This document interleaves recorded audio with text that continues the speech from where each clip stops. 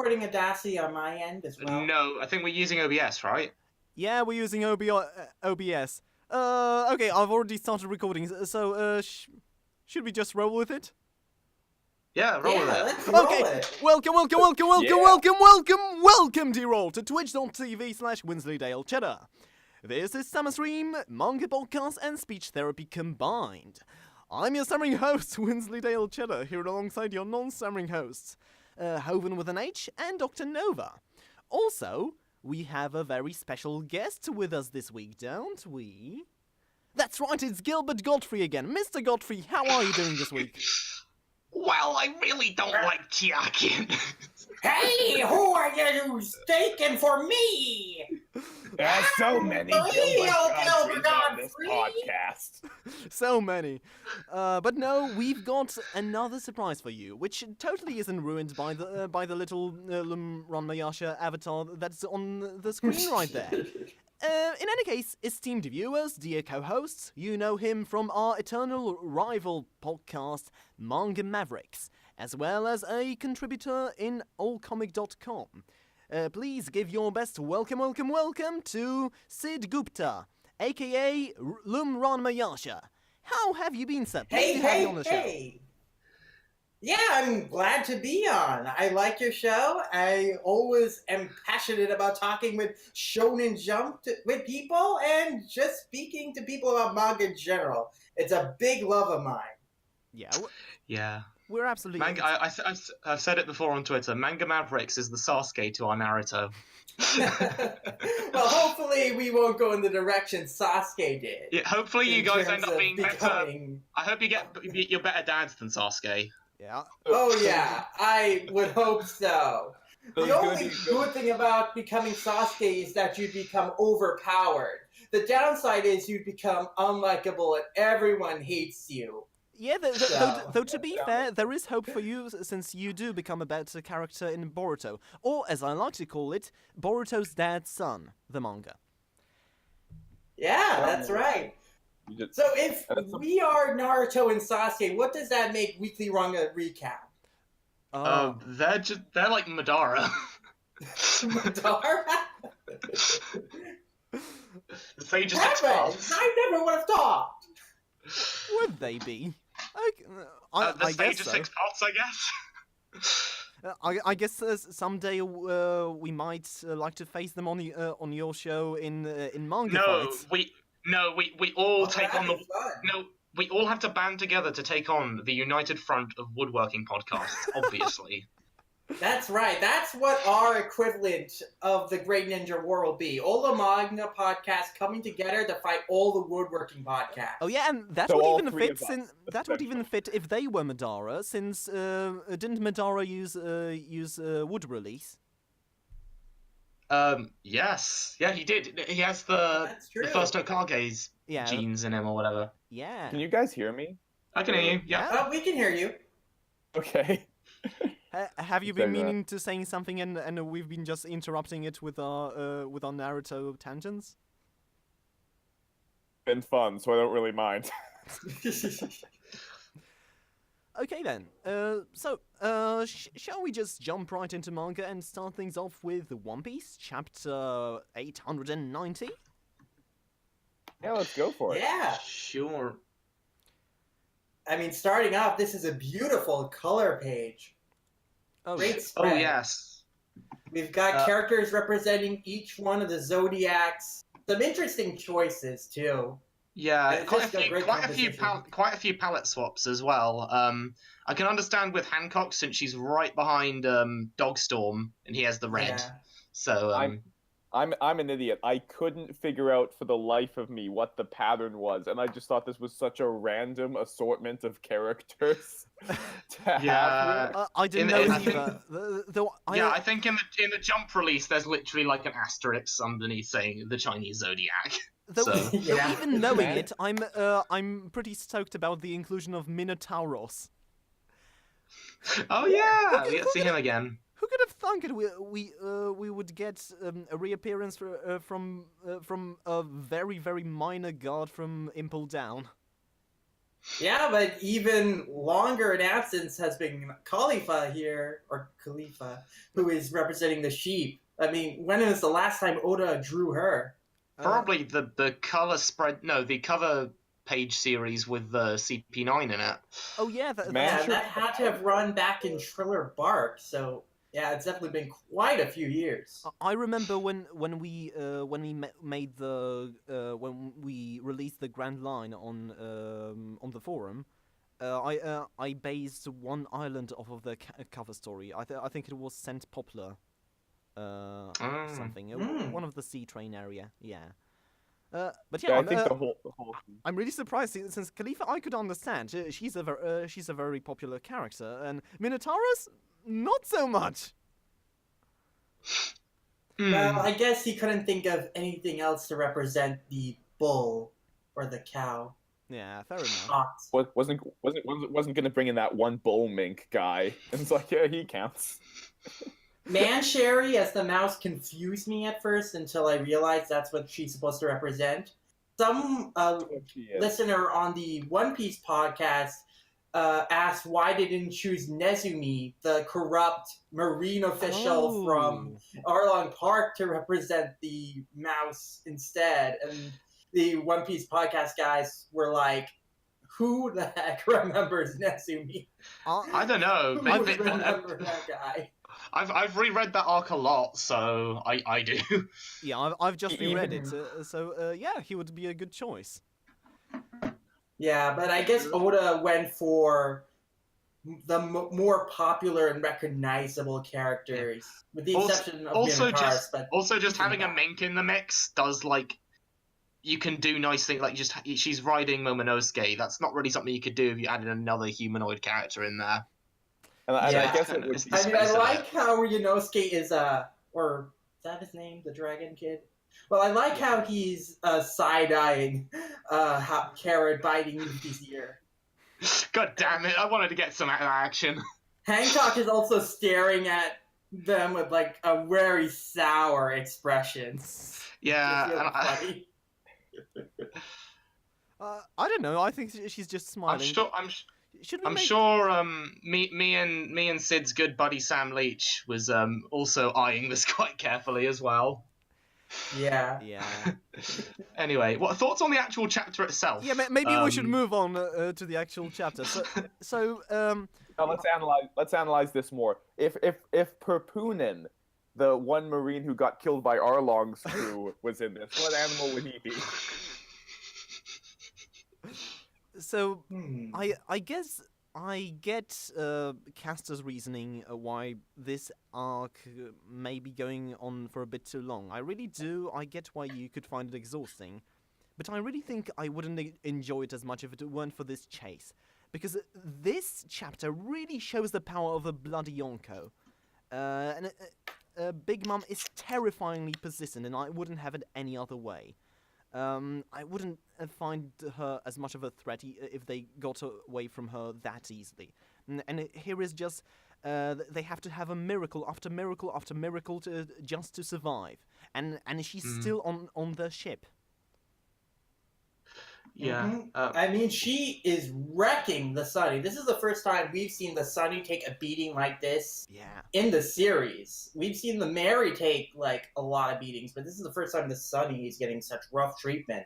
And Frankie's not on the ship with them, so they're going to have to hold out for, like, a long journey even after they escape Big Mom. Yeah, so you bring up it's really rough. You bring up a good point, since there is something really at stake here, which is Frankie's dream. Since if the Thousand Sunny is supposed to be damaged beyond repair, is supposed to be hailed as the greatest ship. Then it has to sail through the whole world in one piece. I said the thing. Well, so Frankie's dream is at stake. Yeah, I could definitely see them doing like a full-on upscale of the ship, so that it's like using the same parts and a few extra to make it like a bigger, sort of more fortified ship, I guess. With all new tricks and little gizmos inside. Well, it's, Yeah, I'm sure if they it's get still it to too Frankie. big for 10 people. I don't know how. I think if they get it to Frankie, they'll definitely make it, bigger and better than before. It's just, if, like, Big Mom manages to sink the ship before then, like, the Straw Hats are pretty screwed. I don't know how they're going to get it to Wano, like, in a fast enough manner, and then how Frankie would be able to rebuild the ship if, like, everything in the original was lost here. Yeah. This chapter is actually a little bit, like, almost, and I mean this in a very good way, almost cringeworthy to read in the sense that, like, oh god, I'm so attached to this ship that, like, seeing it like this, especially by a villain that you've really come to, like, have a relationship with throughout the arc, it's really hard to read, and it's a really visceral reaction that it inspires in the reader. Yeah, I've kind of been experiencing the same things while rewatching the Skypiea arc with the I Draw Shitty Art. We just oh god, this is so bad. This is so bad. This ship is going to get so wrecked. Oh no. Yeah. Oh no. Yeah. Lightning everywhere. I do think one issue I do have with this chapter is it doesn't really explain how Brook was managed to get the lightning from Prometheus, from Zeus onto him, and like directed away from Nami. Like, he just pushed Nami out of the way so that right. he could take the blow instead of her. You thought it was Nami's corpse you fried with lightning, but it was I, Brook. Yo ho ho. Because at first I was like, oh, did he just use his sword as like a conductor or something?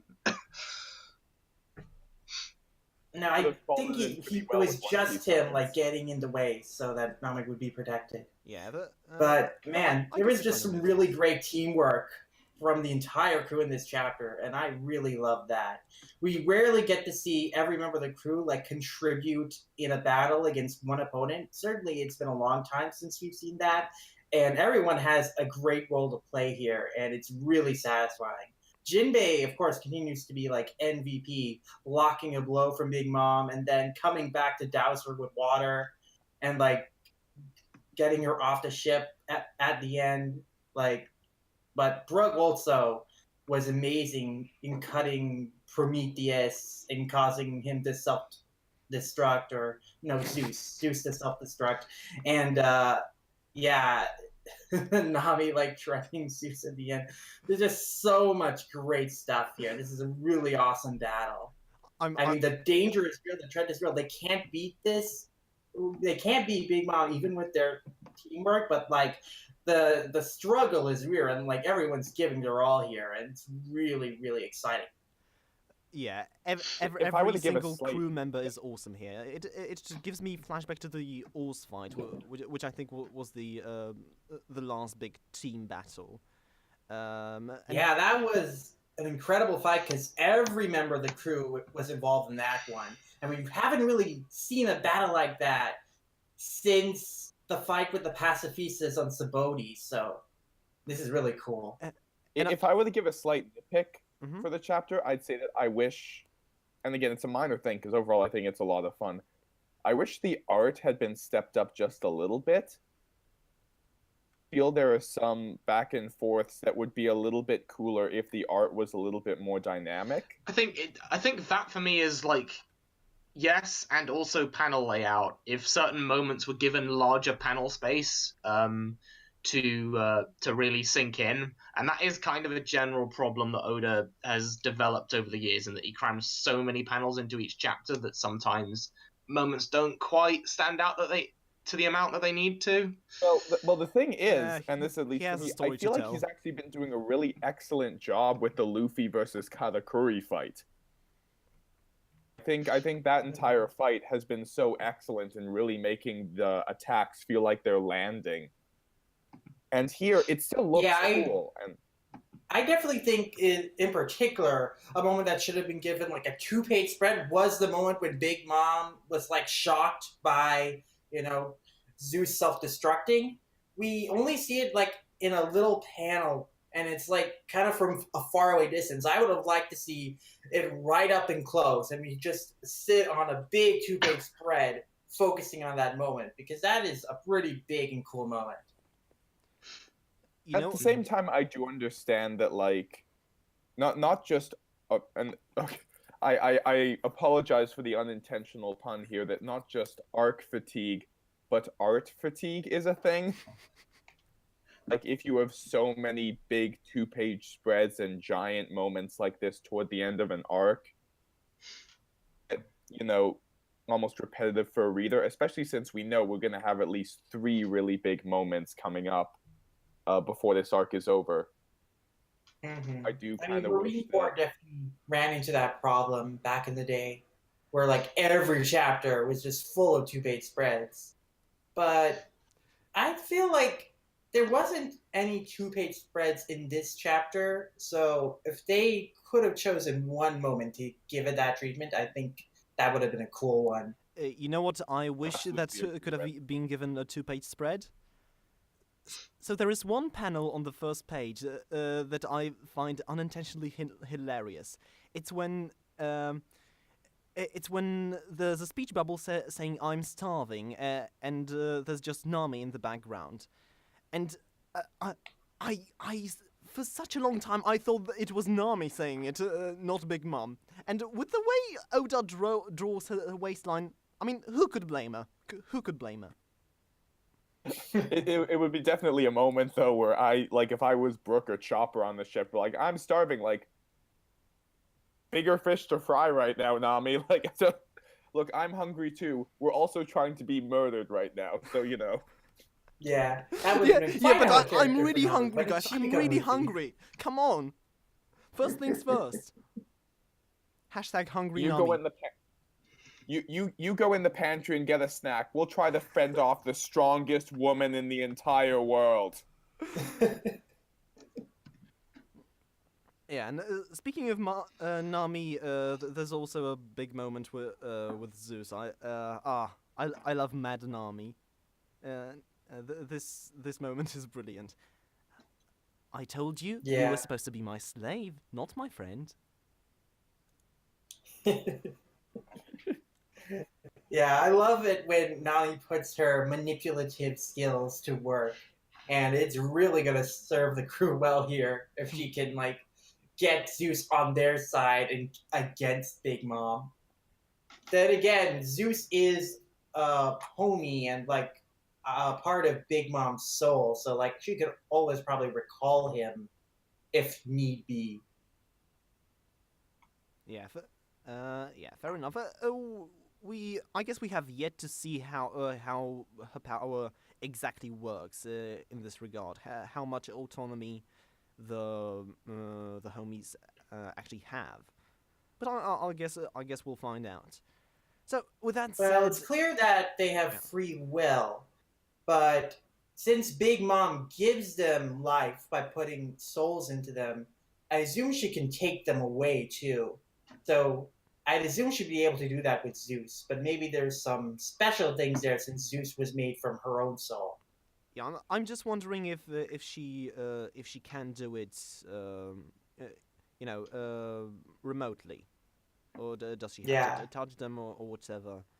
I don't know. Or if she even has like the mental like ability right now to even think of that, because she seems pretty focused on the wedding cake right now. Yep, she won't take no for an answer.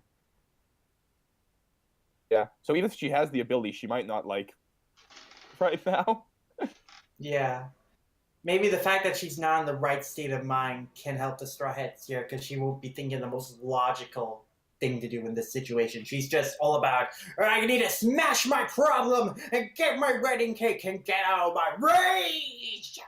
Yeah, I do like though that she has enough mental stability to remember about Perospero, since it doesn't make her just a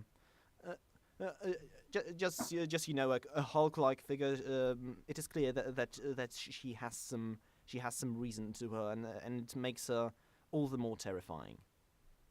I definitely love that they brought that up again, and Perospero like reacts with like horror and dread. Oh, she remembers that. Like, he is screwed. Yep. Showing the like sort of big mom logic in the sense that like, all right, I need to get a wedding cake. Do I go back home or do I murder?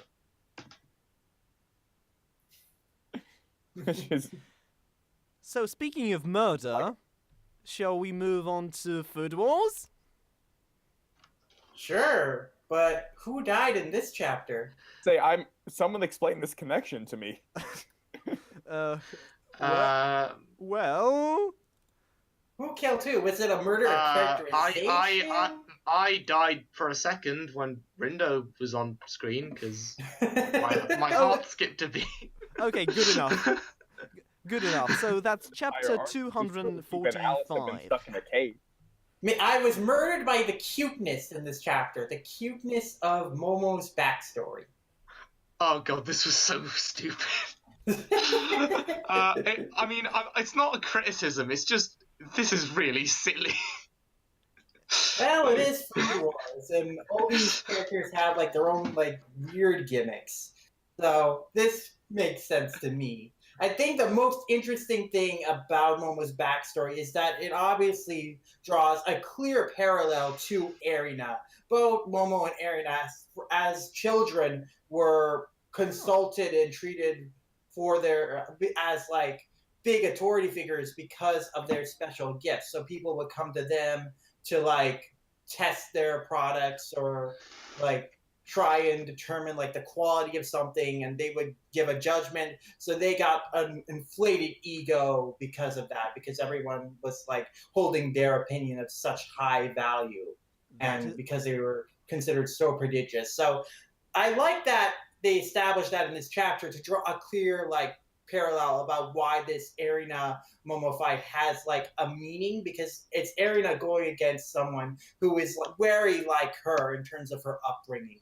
So that makes this like match for Erina have more weight behind it than it did earlier on, where it's like, okay, narratively, and like we know that Erina needs to like fight in the final round, and like so she needs to fight like Momo because as presumably Tsukasa and Rindo will move on to the final round. But like now we have like a good justification for like thematically why it works well, and I appreciated that.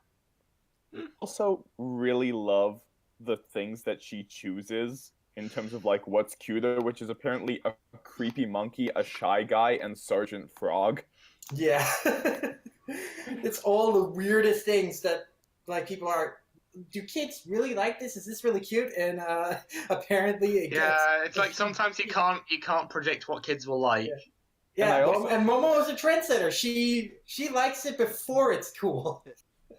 Yeah, it's like I was showing my kid cousin Breath of the Wild, and it's like, oh, there's all these really cool swords you can use because little boys love swords, and he just liked using the leaf. So, like that was his favorite weapon. It was mine too. So the pacifist run of Breath of the Wild.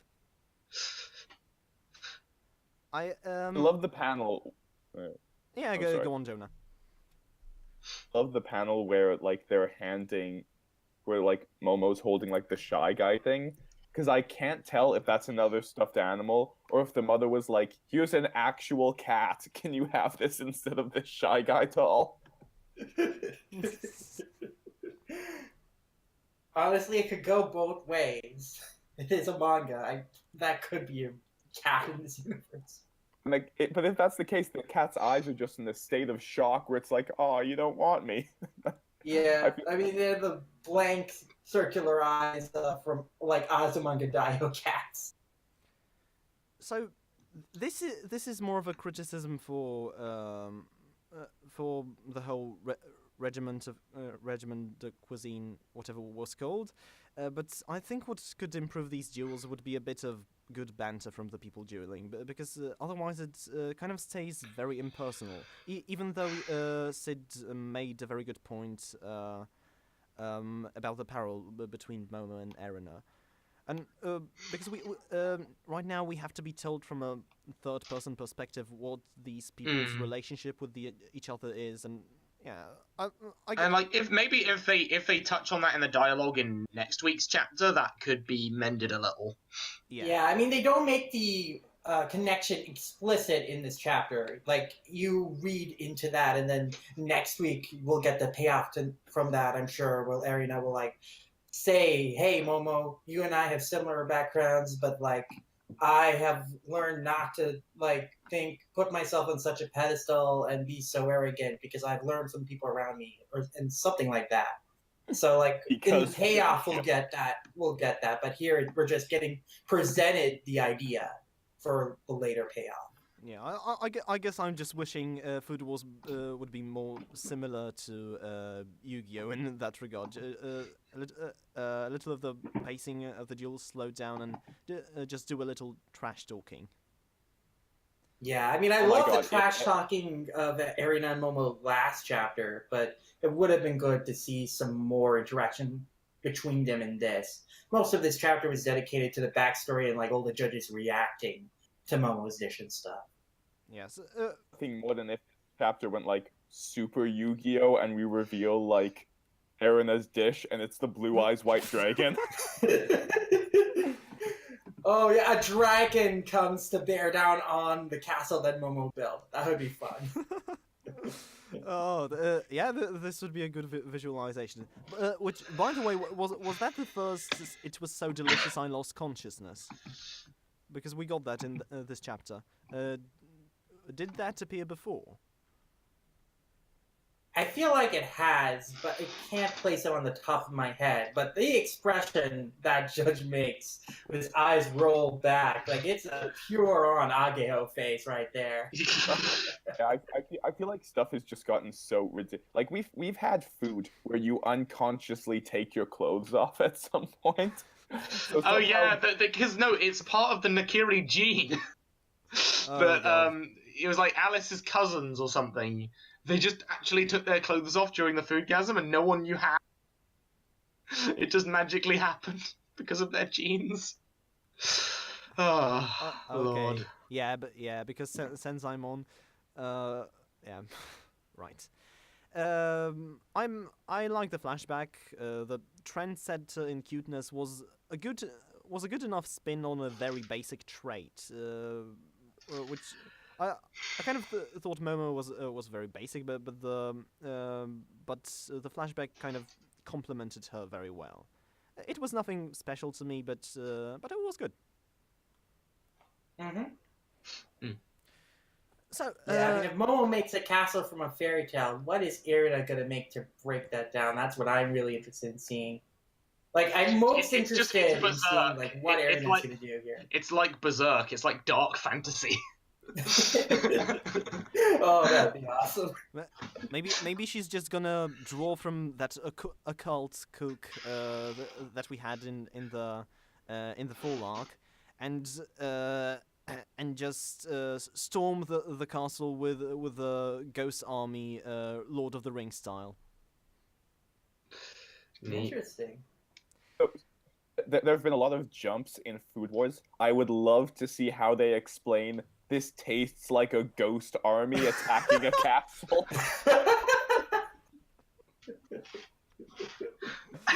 What would that taste like? Pretty dusty, I think. Maybe a little milky. You get the slight tinge of rust. Maybe just a bit insubstantial. I don't know. In any case, speaking of ghost armies, feel. Eh? Oh, no, you can go on. I was just making another joke. Okay, so in any case, speaking of ghost armies storming enemy castles, shall we move on to My Hero Academia, chapter 165? Ghost army of annoying little brats, I think you mean. Fair enough. Well, I'm pretty sure that whenever Bakugo gets to them, we're gonna have a ghost army on our hands. Because the chapter ends with does the chapter end with them deciding to just fight?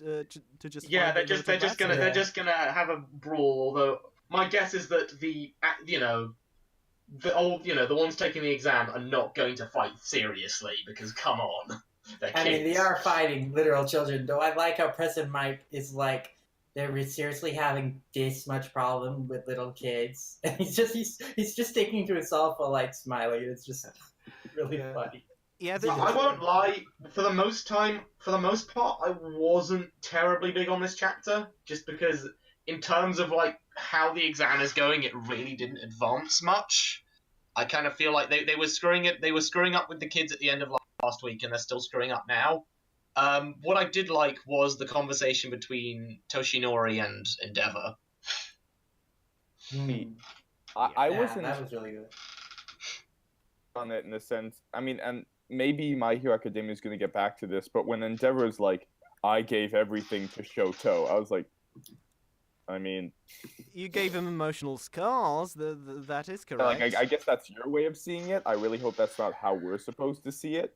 Yes, I highly doubt it. Yeah, I think he sees it that way because like he gave Shoto all the power or like the genes to make him like a special hero or whatever, and that's what Endeavor values. But like he didn't actually raise Shoto with love and in a good like stable household.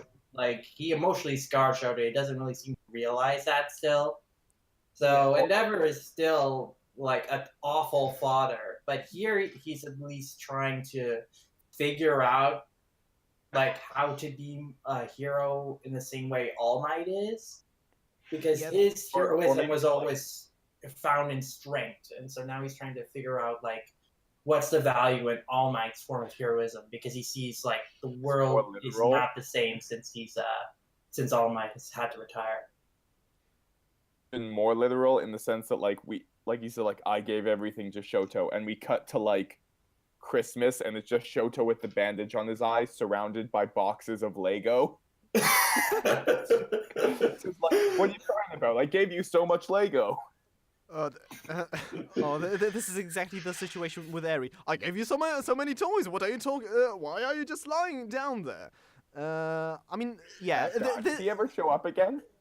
This really is just bad parenting the chapter, since we also learned that Bakugo was raised with a bit of physical abuse too. So yeah. Yep. Which is weird considering when we met his parents, they seemed really nice. Well, his mom was kind of like punching him and stuff for being rude. So, like, she was being a little violent with him. Ah, right. Yeah, I thought this was supposed to be a kind of like playful, but yeah, I suppose Bakugo grew up with child abuse and now thinks this is the way to go. So, yep. I did really like the little panel of airhead girl that I don't remember the name of. Camie? Like, trying to kind of talk to the... Camie, that's it. Trying to talk to the kid, and the kid's just, like, hissing at her like a cat. I also don't know if it's just the scanlations, since I'm obviously not from an English-speaking country, so I can't read the official release. But I love that in my translation, Camie has been turned into a chav. So, yeah, that's I've seen that floating around. In this, she's more like a valley girl. So she's like, totes don't know what we're supposed to do. It's kind of fuzzy. Yeah, just like Atlas in Food Wars. Yeah. I'm still gonna think she's a chav since I'm a weak for British stuff. Yo, you get me, fam. I have no idea what to do, fam. Oh God, Why don't these kids understand that I'm a pifting, yeah? It's because I work in childcare, so as I'm reading this chapter, I'm trying to predict how they're gonna get the kids on their sides. Oh, maybe Shoto is gonna create like a slide out of ice that they can all slide down, and maybe like raise them into the eye. I did not like predict that it was gonna be a fight that was gonna solve this. Me neither. No, but since you work in childcare, how would you rate everyone's attempts to try and connect with the kids? Like, Which was the best and which was the worst?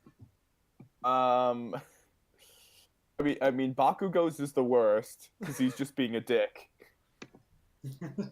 The wind guy is probably the best because he's at least like attempting like something to get to know them. Shoto's just like giving this really long.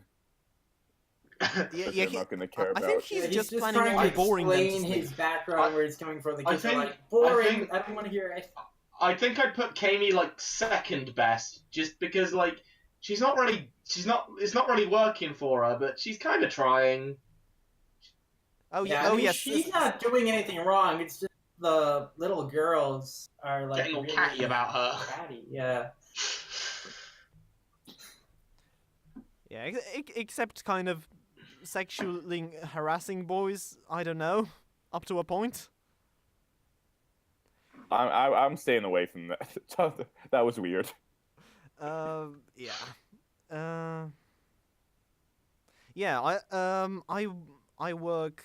I work in an. Well, I teach very young kids English, so I know this situation very well. The ringleader kid that turns everyone else into loud dear children. So yeah, this chapter was very therapeutic to me, since I see other people have this problem too.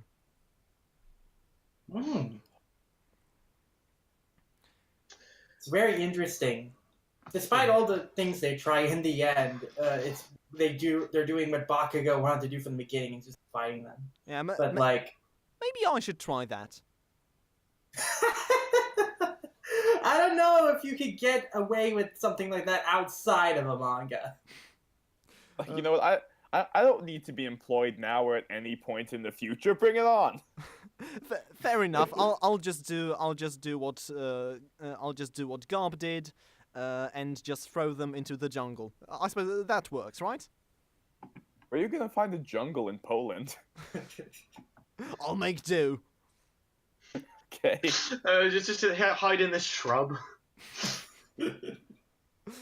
Fair enough. So, speaking of shrubs, shall we move on to Black Clover, chapter 139? So Were yeah, there I shrubs in literally this chapter? Eh? Were there shrubs in this chapter of Black Clover? shrubs. I don't know. I'm sure there's some lying near the Black Bull hideout somewhere. To be fair, I would like to Oh, yeah, hide, no, there hide is. in a In that- shrub in that- right now, since I know we may have differing opinions about this manga. Yeah, I literally just got caught up on this after like having dropped it for about a year. So I just got through the whole end of the arc where they were getting Asta's arms and the tournament. And I have to say, like, it has its moments. I really liked the cursed fight in the tournament. I liked how it used him underestimating Asta's lack of magic in a very practical way by having him. Oh, I actually built this hole. I built a pitfall, using my own physical ability, and that just slipped you up. Unfortunately, after that fight, the tournament just kind of barreled very quickly towards a conclusion, and now we've just gone right into this arc, which should feel like the coolest thing ever. It's all of the wizard guilds that we've been built up so far, banding together to take on the big main threat, but it's just gone into it way too fast for me. So yeah, it's no secret that the five of us regulars don't particularly enjoy Black Clover all that much. I think I've been the most positive on this thus far. I love the Mixer chapter. I found the Langris fight very well executed, if a little ill-timed. I don't really mind the artwork. I like expressive faces. In fact, Black Clover seems like it should be the perfect manga for me, given how much I love fantasy. So it's even more of a shame that I don't find the story well written enough to grab me. But yeah, enough of my negativity. Sid, we need some positivity injected into us, and I think you're just the man for the job. So tell us why you love Black Clover.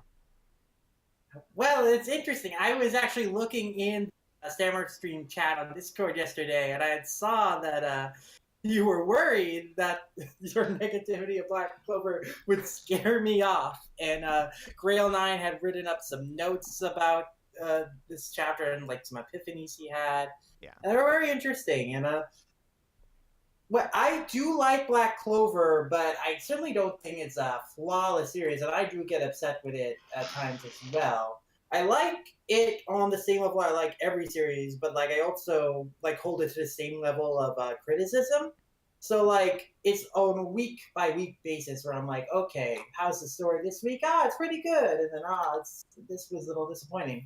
So it's a last couple of chapters of Black Clover honestly have been kind of more that downward swing. I feel like the series tends to go towards. Like I wasn't very happy with how the tournament ended with Rill breaking his own crystal. That was very lame.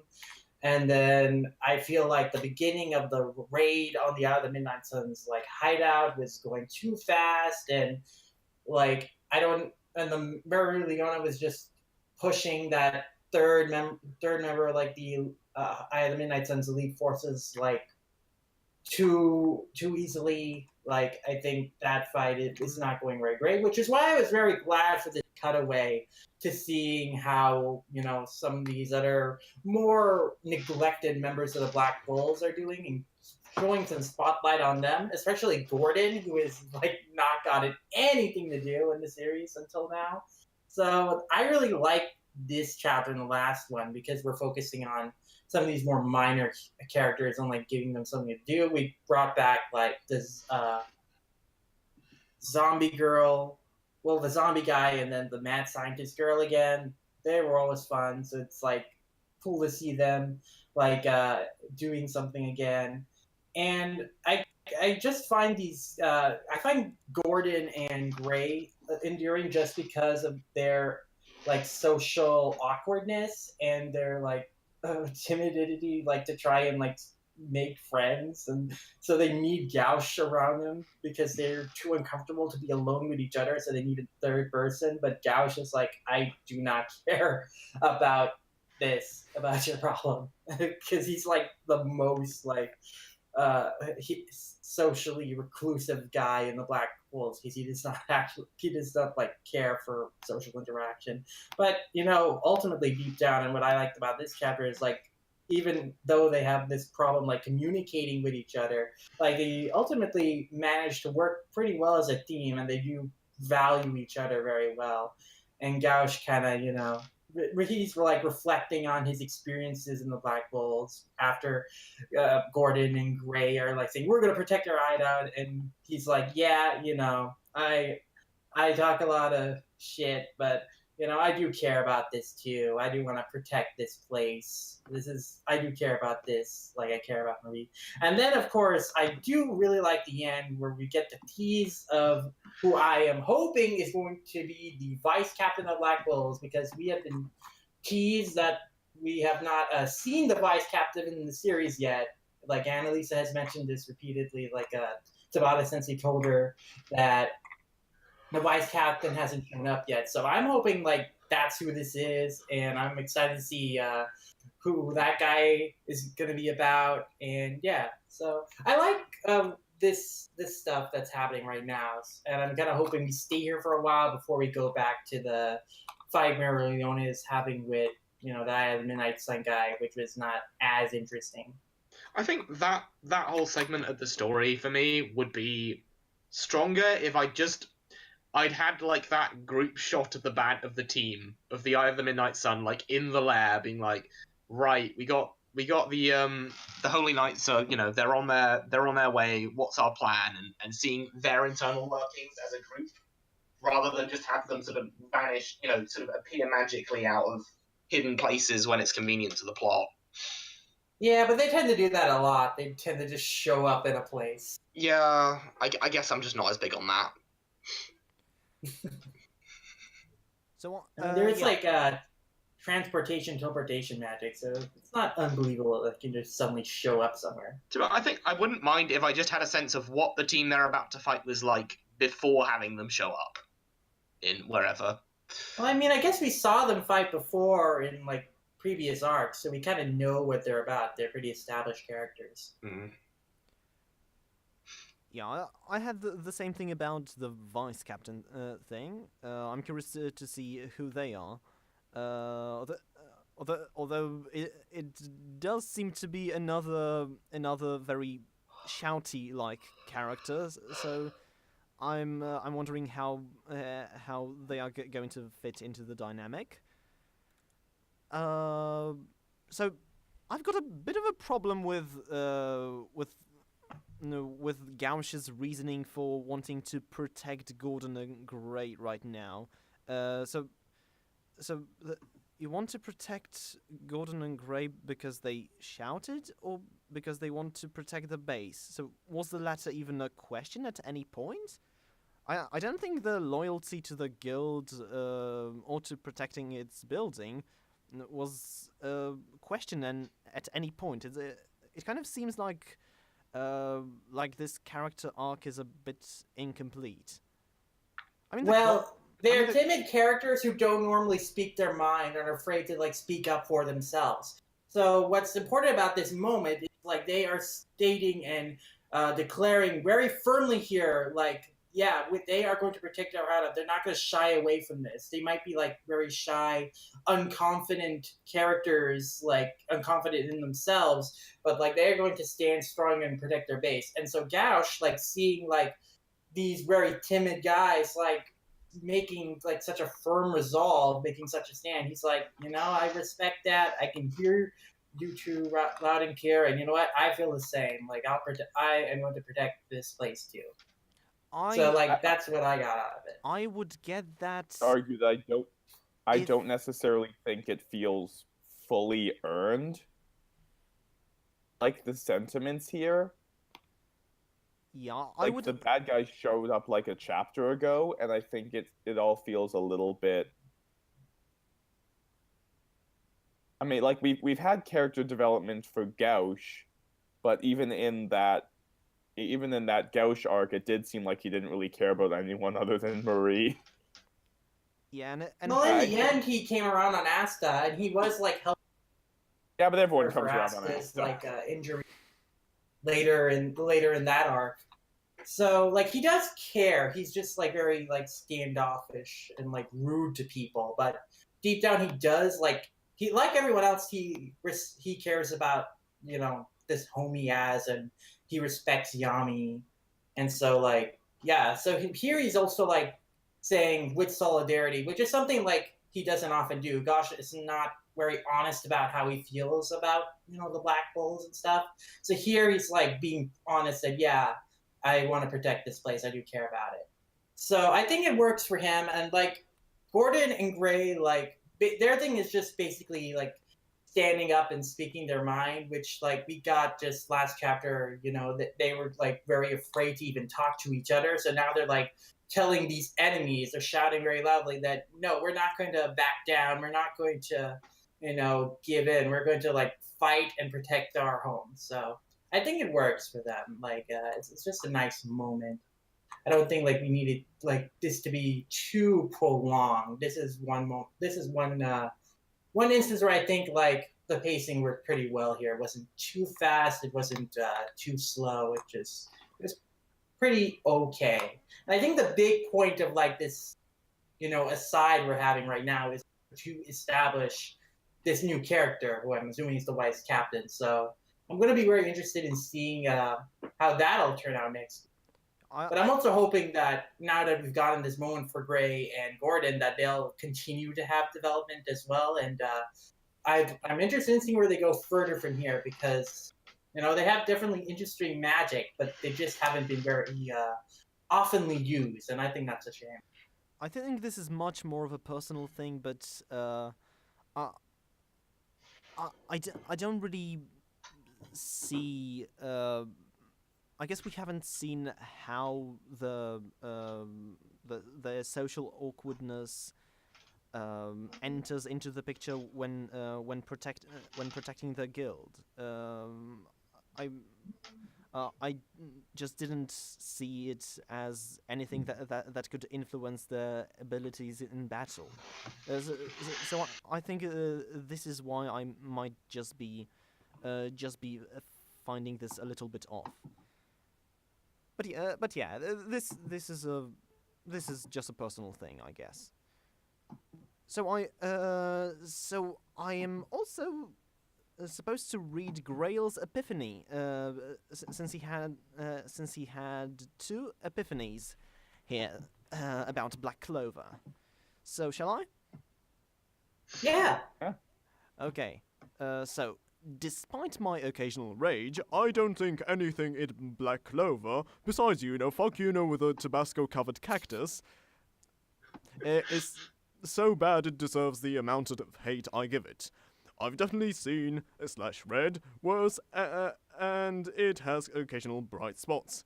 I still think it's the only skeleton of shonen with no original ideas like World Trigger, or executing those elements extremely well like My Hero Academia, but I really couldn't point out why I specifically hate it until now. Reason I hate Black Clover so much might be the same reason why Ruler of Time hates Prince of Tennis. It just keeps doing just enough to have potential, to have the promise of something great, and that promise is very rarely cashed in. Take Robotics Laserbeam. I thought it was too low quality for me to read past 10 chapters. It was too dull for me to even care, so I don't even muster up hate. But Black Clover does just enough with some interesting characters, few potential story threads, and the occasional good chapter. Finral versus Langris, anyone? However, it never lives up to the expectations it sets to itself. That's why I dislike it so much. I don't care if my friend never took me to the movies, but if he told me we're going, then cancels at the last minute just because he doesn't feel like it, or made other arrangements, I'd be pissed at him. It's the same situation here. Can I read out the second epiphany? Absolutely. Go on. Epiphany 2. I think the author has the same problem as some of us as an amateur writer can recognize from the early days.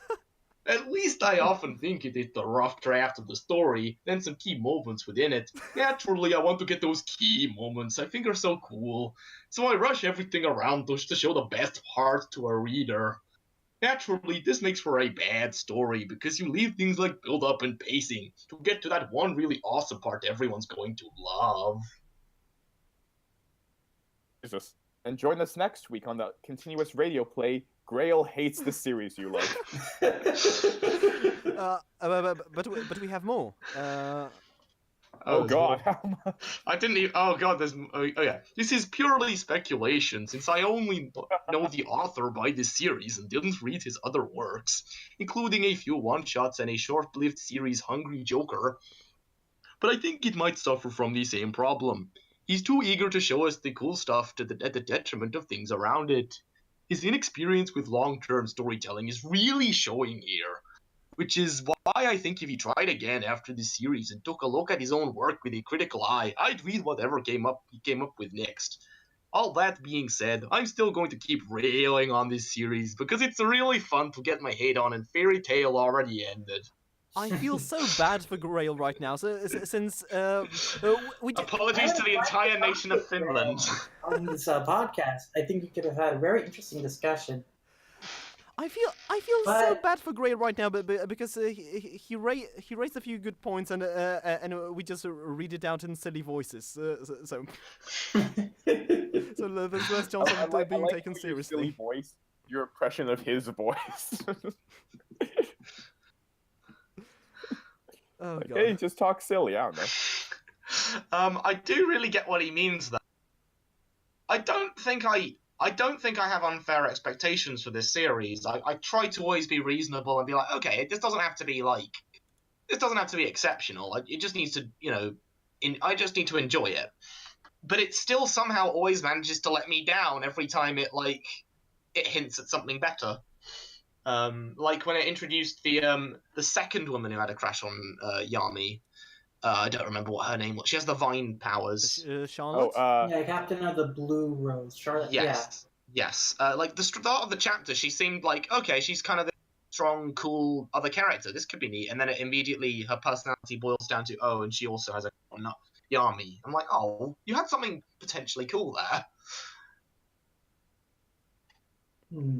I think these are pretty fair opinions and feelings to have.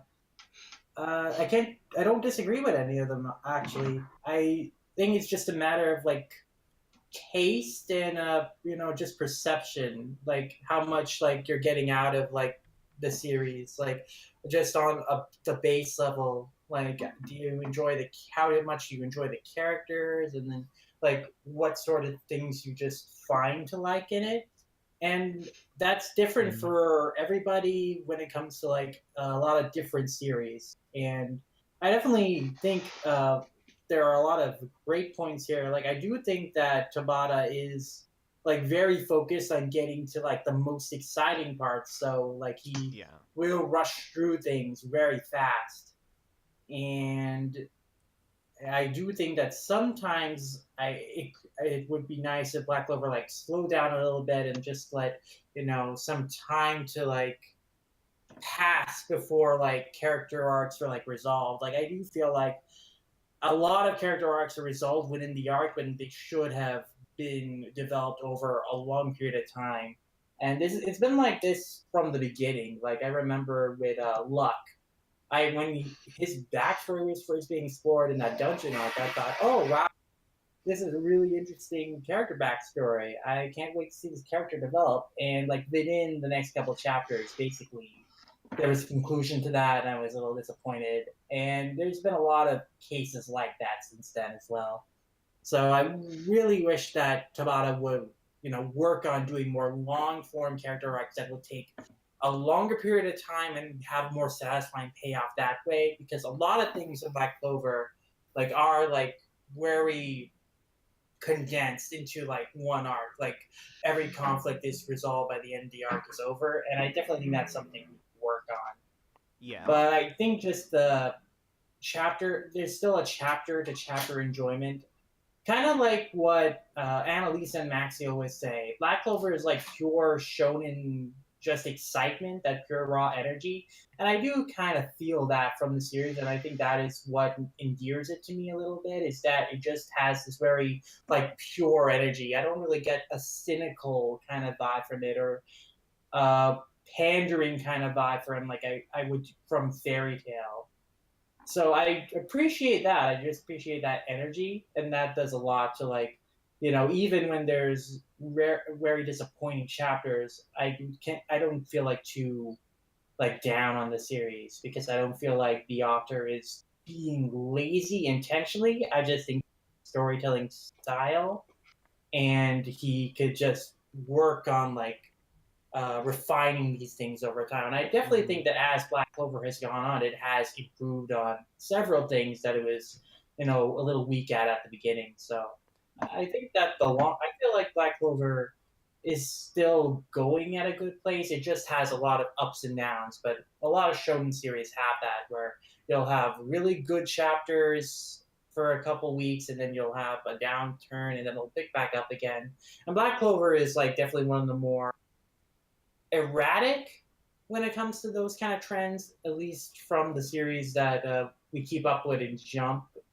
But I don't think it's like, I don't think that it really has reached truly bad lows like I've seen other series have reached. Yeah, I think it's just that it kind of fizzles out on certain things a little too fast. Yeah, it's just Black it's just Clover Black has always Clover. been- Tabata has some growing to do as a writer, but he does have potential. I agree. Mm. My issue has always been, for the most part, that I don't necessarily mind. I don't like the way that he structures chapters, if that makes any sense. That's always been my issue. Like, at the end of every chapter, something has to happen that will turn the conflict towards the hero's favor. Oh yeah, fair Last enough. chapter we had, like, here's all these characters coming out to battle the enemy, and now it's like, and now here's this new person coming to help them, in the sense that I feel like this chapter would have been a lot stronger if it ended the page before them still being resolved to fight, but still being in this really bad situation.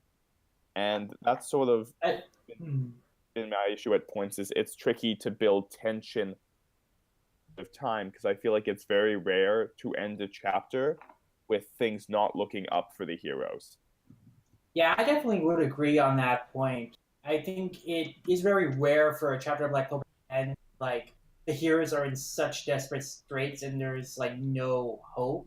Like I think that's one of the big things that like really compels you to read a weekly manga is like when you get to like the really intense, desperate points, you're like, oh my god, what's gonna happen next week? I mean, that's what we're seeing in One Piece right now. Like every week, you're like, "Oh crap! How are the Straw Hats going to get out of this one? Oh my god!"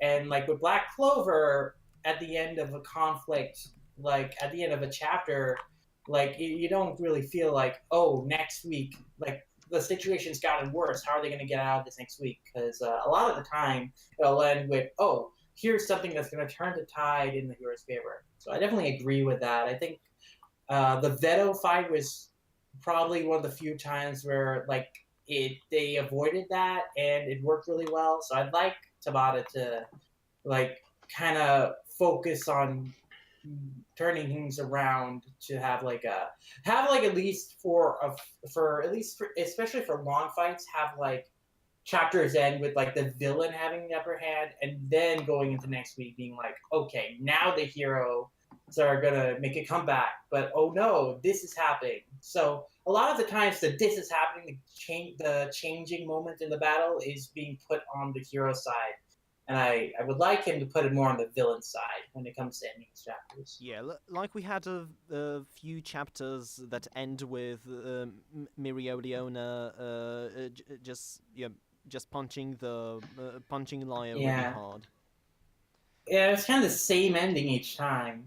So it felt like that was like 2 weeks of the same thing, you know. So that's definitely like one of the weaker aspects of Black Clover's writing, I feel.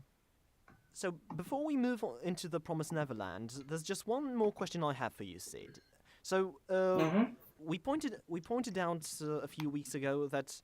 Okay, so the king announced that we know the location of the Eye of the Midnight Sun's base, and he announced it to the general public, and he announced that a special force would be organized to storm that location. So the question is, why haven't they moved? Well, I assume they just somehow the message didn't get to them. I don't know how. Yeah. They announced it to the entire world and then had like a 2-month-long tournament. But I guess they just to the weren't entire listening. kingdom. But yeah, I'm just assuming that either the Eye of the Midnight Sun did not have like any spies that heard the message, or like they did know this was going to happen, and like everything that's been happening has been a ruse to trick the heroes, which would be interesting if that was true. And I kind of am hoping it's true because, like, the fight with the third Midnight Sun Leader guy has been very disappointing since, like, he hasn't much of a threat at all. And, yeah, so that's what I'm assuming. Either, like, this is a trick, or they didn't have time, or they didn't know that it's happening just for some reason. Yeah, that's much better than my theory, which is that they just got the date wrong. The guys are just like, okay, so they're gonna attack in August, right? As the door explodes, like, oh shit, April! Fuck, I always mix up my... I mean, that would be funny if that was the case, but... I always mix up my months that start with A. So speaking of August, shall we move on to Fairy Tail? Wait a minute, Fairy Tail? That's already ended. Let's move on to Promised Neverland instead. So, that's chapter 69, and surprisingly, not much 69ing in this chapter of a manga about 12-year-old orphans. Yeah, so, I'd hope not. So guys, what did you think? I like this a lot. This is really cool. I like seeing that there's this big coalition of like other... you know, what are they called? The houses. Like, there's just another organization of, like, you know, kids who have been, like, surviving, like, acting independently, banding together, yeah. Yeah. Yeah. So like, there's a lot of very cool character design, and I'm definitely interested in seeing like some of these characters be developed. Like, they don't really get much out of them here because like they're just introducing themselves and like what their organization's deal is. So the person we know the most of is Violet. We've been seeing in previous chapters, and I do like Emma's reaction when she finds out that Violet is like a girl, and it's like this panel where she's just like, "So you are a girl," and then Violet's just like, "Yeah," like giving that kind of expression, and then this one other guy with the hat and goggles is just like chuckling. That was funny. So yeah, it's really cool that we've kind of gotten the world opened up again now that we have like more humans that know what the deal outside the farm is, and there's like a big group of them. We've got one of the nameless geezer's friends who is still alive, and he's like the leader of this operation, and he knows stuff about William Minerva. So there's like a lot of really exciting things here. Like, the cast has expanded. We're going to get some more info on William Minerva. Like, I'm really looking forward to seeing like how this develops. I'm hoping like these characters that we've just been introduced to won't just be like fodder who will be killed off kind of like quickly, but we'll like actually like get to know most of them. And what might be really cool is if him and the Billy Bob, do we actually know his name yet? I forget. No. Yeah, Well, if him we and did- Billy, if he stuck around and him and Billy Bob ended up meeting, we have like two adult characters who you know came from the farms finally meeting, or if they even have like a connection. Obviously, that's like a very out there theory, but if they had a connection somehow before all They this, really go out of their way to not name the guy in this chapter, because even Emma's like, "So you're that man's friend? You used to know that man?" And I really hope Lucas would be like, "Yeah, what the fuck? His name's Tim. Why the fuck do you keep talking so cryptically?" Oh. Yeah. Come on. And hopefully we'll get a reveal of what the nameless geezer's name is sooner or later. I feel like it'll be a dramatic moment when he finally reveals his name. I feel like after all this time, like, they won't just like mention it in an aside. We'll get like a big dramatic reveal of it. I hope it's overly dramatic. Like, some call me Tim. Tim the Enchanter. I'm a bit skeptical, as usual, about the expansion of the cast, since, well, we meet a bunch of new characters, but every time we do it gives me the Bleach vibes of the artists wanting to draw some cool designs without actually planning to make the dynamic interesting. That I think overall might be the promise with the problem with the Promised Neverland, or at least why I can't. the problem Neverland. The problem land. Why I can't enjoy the series personally. It's just that it's a really plot-driven series, and when the plot's not as interesting as at the start, or when we have these breather or build-up chapters, I don't feel like I can latch onto any of these characters. Well, I think they have done a good job of keeping the focus on like what the essential characters are. There is like a lot of cast members because there's like a lot of kids in Emma's group, but like we really only get like focused on like a select few, and they managed to keep that tight so the story never feels like it's going off on a tangent or you're focusing on a character who you don't know anything about, and then other characters kind of get gradually like developed just by interaction over time. And I feel like that'll be the case here. I feel like Promised Neverland has been very consistent, so I don't really have any concerns right now. I can't really preemptively I don't really feel the need to preemptively worry about like the cast suspension because I think like it's a great idea right now. I mean, definitely it could run into the Bleach problem, but I feel like so long as the story never loses sight of, what its focal characters are, it should be okay. Like, I think one of the biggest problems with Bleach is that we would go for, like, long periods of time without Ichigo, without, like, really any of, like, who our main cast members are. Like, there was this year-long stretch where we just had the vice captains, like, fighting, like, low-level Rancars, like, no one cared about. Like, they were just fodder until we got to, like, the Espada. So it was, like, a year of basically nothing happening. So I feel like Promised Neverland never goes into that kind of direction. Like, it never, wastes time and, like, keeps its main characters, like, in the focus. I think it'll be fine. Yeah, And I think there's also the possibility that Lucas's group won't be completely on Emma's side, actually. I mean, they could ultimately become like a counter faction. Like, both of them want to take down the demons, but they have like different like methods, and that causes an ideological rift, and that could be very interesting to see. So I wonder if they'll go that route. But I think right now I just am really intrigued by all the possibilities and potential of what can come out of this. So I'm not too worried about it. Yeah, I think, yeah, I guess it's up to what you prefer. If we have a larger cast that doesn't get an amount of character depth that I would have liked it to, it just doesn't feel like a real world to me. If you catch my drift. But I guess you raise a valid point about Bleach, and if we could find a middle ground between those two series, like if Kaio Shirai does keep the focus on Emma's group, but just spreads it just a little bit to make the characters around her interesting. Then maybe it would be the perfect way.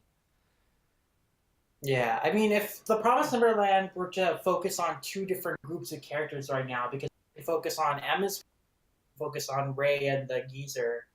So, like, if they were to split attention that way, I think it would be, like, fine, because, we have, like, Emma and Ray in both groups to, like, be, like, okay, we have established characters we know for a long time, we can follow along with two different subplots. So, right now we're just focusing on Emma, and, like, we're getting to know all these new characters through Emma, and Emma's our main character, our central character. So I feel pretty, confident, being introduced to these characters this way, it's going to lead to something, and we're not going to, like, go off the rails here, trying to, like, make all these characters important and seem like they're going to be important from the start. Because, that would definitely, like, be bogged down by, like, now we need to get this guy have a lot of focus, even though, like, he's not going to do anything later. And that's a problem that a lot of series, when they expand their cast, run into. For me, I do have my worries, because Promised Neverland has always been a series for me just on the cusp of becoming slightly disgusting, in the sense that it's had enough restraint that it hasn't just used the child characters as fodder. Mm-hmm. Oh, like, this person's gotten killed and now this person's dead. Look how dark this is. And they've done very well in not doing that and showing the darkness through a different way. But if they are getting to the point producing new casts that are just there to die to show how scary the villains are, then this is sort of making a turn into the grim dark. And while I'm not necessarily saying that's happening, it does have me worried, because I do feel like Promised Neverland has always kind of line for me, and it's worrisome because we saw what happened the last time there was a really big cast of characters, is they sort of got left behind at another location, and I'm worried that given the setting here, they're going to use this opportunity to kill off a bunch of them.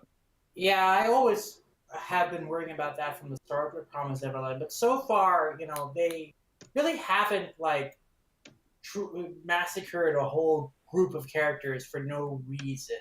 Like, Emma's group of kids have managed to all survive so far. And before that, like, the only character who had been killed off in the farm was Connie, and that was, like, at the very beginning of the series. Yeah. And Ray, but we don't really know if Ray is truly dead or not. I have a feeling they said.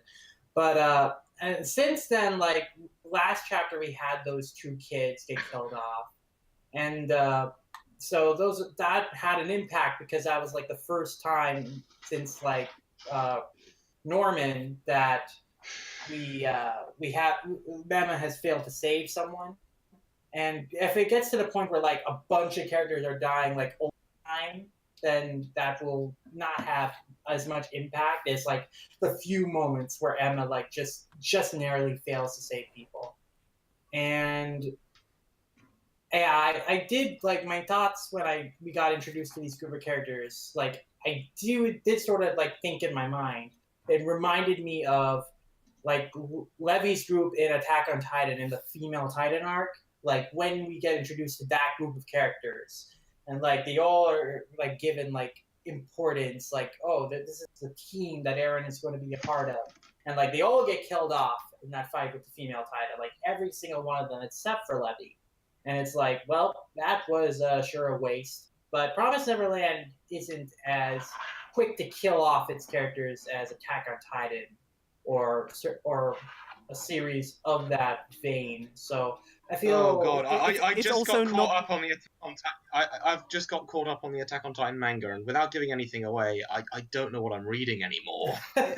Also, Promised Neverland isn't as much of a Nazi propaganda now, right? Oh god. Oh dear. Yeah. I do love the last few panels though. When Lucas asks Emma if she has a pen. So, you got a pen, right? I have an apple. William Minerva. Yeah. In any case, I mean, okay. Lucas also has a pretty cool design. I want to know where he got those scars on from. Yeah, I like this. This has me pretty excited. It just Neverland is going in a more enjoyable direction from a story standpoint. Like, sorry, I'm just reiterating the same point. It's taken a step towards the grimdark in this arc. It's gonna be so far. What's kept it going is the fact that Emma has been an excellent conduit for the themes of hope in this series. Going to be dependent on how interested the mangaka is. You know, doing that grimdark thing, where it's like, no, there's no real hope in this world and everything's dark, which they haven't done yet. It's just got me slightly worried that it might be going in that direction based on what happened in recent chapters. I'm not very worried about that because I don't feel like that is one of the series, because like Emma is all about like hope and like being optimistic, and you know it's very important that she does have those losses from time to time, the moments where she can't save people. But I don't think the series has been going in a grimdark direction, like an edgy nihilistic direction. I think it's still like the goal of the series is to save as many people as possible and to like live their lives happily and freely. And like that's what Emma is fighting for, and she's gonna cling to those ideals. And I don't think that she's going to become a darker, like more nihilistic character like the Geezer. I think that's why they established the Geezer as like that contrast. Like here's a character who is very much like Emma when he was younger, but bad experience made him like what he is. And like Emma's like, hey, no, don't give up. I will help you, and we will survive. And like I think that's very important. So I'm not too worried about that. Yeah, and this gives Emma Maybe I'm just additional worried motivation to not recently finished. turn out like him when she'll be older. And she has actually started And to maybe I'm win just him worried over, because so. I recently finished Xenoblade Chronicles X, and that's pretty much what the game was. It's just like repeatedly throwing grimdark at the audience over and over and over and over again, and hoping something stuck. Oh, so many breasts were killed. He survived, but everyone else. Well, speaking of breasts, actually, I wanted to mention something before. The Promised Neverland Volume 1 is out in Poland, I really recommend early Promised Neverland. So go pick that up if you have the chance. Go, just go. Excellent. So, shall we move on to We Never Learn Chapter 45? We must. Yes. All right. So, a certain someone had quite a heated opinion of this chapter. I thought, for the most part, it was all right. I like Kirisu, just like her personality, like that she takes herself very seriously, but she's very like klutzy and disorganized and actually very nervous and not good with making like quick decisions. So I enjoy her comedy, but I don't like I don't really like the when there's like focus on her in like the context of she's a member of the harem, like here's some pieces of her romantic and sure, not just because like she is an adult and Yuika's like a kid, and it's like please don't do that, promise. I mean, you never learn, but like if she was like the love interest to another adult character in a different manga, it wouldn't be nearly as bad. Yeah, that would be better. But I mean, Yuiga may as well be 18, but she's still his teacher, so yeah, no, not a fan of that. And I always feel a little bit of concern whenever they introduce new girl to the series, because I'm like, okay, not another new one. Don't we already have enough? And last time it worked out with Ashumi, because Ashumi is a great character and has made some great dynamics with the other cast members. I'm not so sure about Kirisu's sister Miharu here, for one reason. First of all, she's a little sister character, and I'm always like, oh no, these are like the worst types in harem series. I mean, at least she's not the main character's sister, but oh no. I mean, the worst character in Nisekoi was Haru. Her story arcs literally had no bearing on the overarching plot. You could take out all the Haru stories in Nisekoi and nothing would change. You can't take out any of the other girls in Nisekoi, but you can take out Haru. Question: I only saw 3 episodes, a couple of chapters of Nisekoi. Was Haru Onodera's sister? Yeah. Yes. Right. Okay. I think for me, so far, I like where this is going in terms of setting up some sort of drama for Kirisu. Seeing where this will go with her family dynamic. Because there's clearly some demons coming back to haunt her in the sister that just idolizes her, but she just wants to put all that behind him. I mean, there's clearly something there, in that. I think the sister. The sister as a character in her own right, there's not really much to go on yet. She hasn't left much of an impression. I mean, I like her. There's an aspect of her personality which I like, like very obsessed with Kirisu, and she thinks that Kirisu can do no wrong and that she's perfect in her mind. And I think that's a very interesting aspect of her personality, because obviously we know that Kirisu is a very flawed person and she has made mistakes, but like in the mind of Miharu, like Kirisu is perfect and she should return to ice skating, even though Kirisu is like, I wasn't very good at it, I felt I was wasting my time at it, but Miharu was like, no, you were great at it, you should return. So I'm very interested to see what's that about. Maybe there's something going on here, something deeper as to why Kirisu gave up ice skating that like she hasn't said to anyone yet, and especially has not told Miharu yet. And like it's very interesting that Miharu has this perception of her sister, and she's so adamant that her sister is always in the right that she's like gets very protective and like very insulted when anyone implies otherwise. So I think that's a very interesting character quirk. But what I don't like what it leads to is that, my sister is spending so much time with this student, and he's the one who's leading her astray, and the reason why she can't return to ice skating. So I am going to seduce this guy so he will not bother my sister anymore, and she can return to ice skating. And I'm like, oh no. You see, this is where I actually might surprise you, because this is Miharu kind of makes Kirisu's storyline actually interesting to me now. It may be actually interesting to see Miharu, a girl who has no idea how to deal with men, actually actively try to romance Yuiga, while she doesn't know how to romance at all. I don't know how this works, and I see comedic potential in this. Yeah, I mean, I definitely think it could be funny. I mean, I think next week's chapter might be very funny, depending on how they write this. And I definitely think the dramatic potential for Kirisu's character arc has definitely gotten increased. There's definitely more there now that I'm very interested in seeing explored through her relationship with her sister.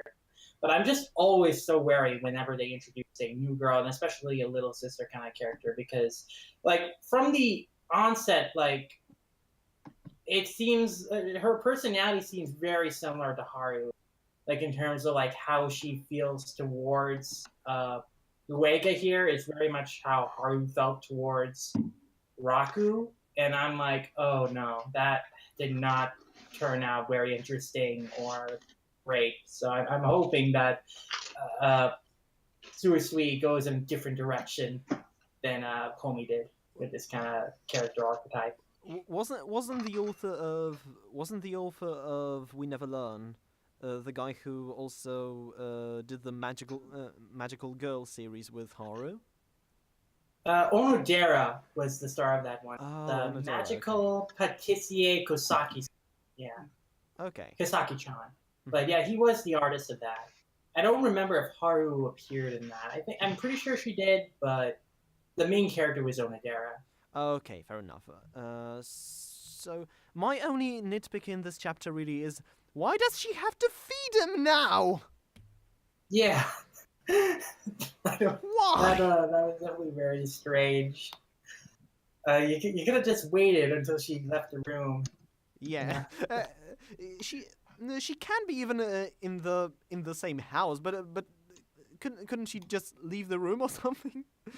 Yeah, this was a bit contrived, but apart from this, I like the chapter. Yeah.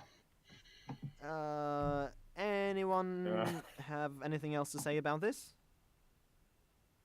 Or shall we move on? Hot garbage, personally, but You're just keeping quiet. I'm kind of a broken record about that, so I didn't really think I had much to contribute. I love how we spend 15 minutes on explaining our thoughts about the chapter, and now Dr. Nova is just nah, it's shit. Oh, that's just me. I know. I don't care for the fact that all the humor in this series has to be so sexual.